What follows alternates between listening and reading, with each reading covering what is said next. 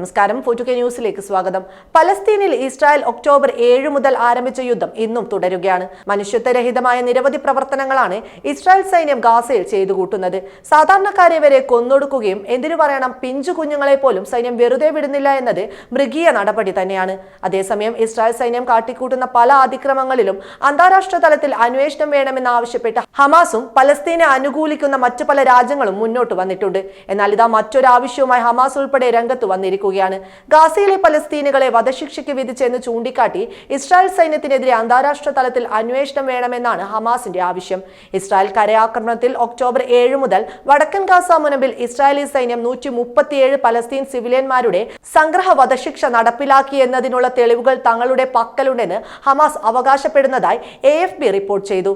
Israeli സൈന്യം Gaza സിറ്റിയുടെ കിഴക്ക് ഭാഗത്തായി തടവിലാക്കിയ ഡസൻ കണക്കിന് പൗരന്മാരെ അതിക്രൂരമായി വധിച്ച് കുഴിച്ചു മൂടുകയും ചെയ്തുവെന്ന് ഹമാസ് ചൂണ്ടിക്കാട്ടി. ഇതിന് നെതന്യാഹു കണക്കു പറയേണ്ടി വരുമെന്നും ഹമാസ് ഓർമ്മിപ്പിച്ചു. നോക്കുക, എത്ര ക്രൂരമായിട്ടാണ് ഇസ്രായേൽ സേന മുന്നോട്ടു പോകുന്നതെന്ന്.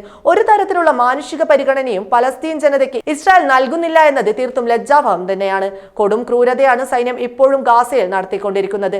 അതേസമയം ഈ ആഴ്ചയിൽ തന്നെ പലസ്തീനിലെ വടക്കൻ പട്ടണമായ ജബിലിയയിൽ റെയ്ഡിനിടെ ഡസൻ കണക്കിന് പലസ്തീനുകളെ ഇസ്രായേൽ കൊലപ്പെടുത്തിയെന്നും പരസ്യമായി വധശിക്ഷയ്ക്ക് വിധിച്ചുവെന്നും ഹമാസ് ആരോഗ്യ മന്ത്രാലയം നേരത്തെ അറിയിച്ചിരുന്നു. തെളിവുകൾ നശിപ്പിച്ച് നിരായുധരായ 11 പലസ്തീനുകളെ ഇസ്രായേൽ സൈന്യം വധശിക്ഷയ്ക്ക് വിധിച്ചുവെന്ന വിവരങ്ങൾ ലഭിച്ചതായി UN മനുഷ്യാവകാശ ഓഫീസ് ചൂണ്ടിക്കാട്ടിയിരുന്നു. ഗസയിലെ റിമാൽ പരിസരത്താണ് കൊലപാതകങ്ങൾ നടന്നതെന്നാണ് അന്താരാഷ്ട്ര മാധ്യമങ്ങൾ റിപ്പോർട്ട് ചെയ്യുന്നത്.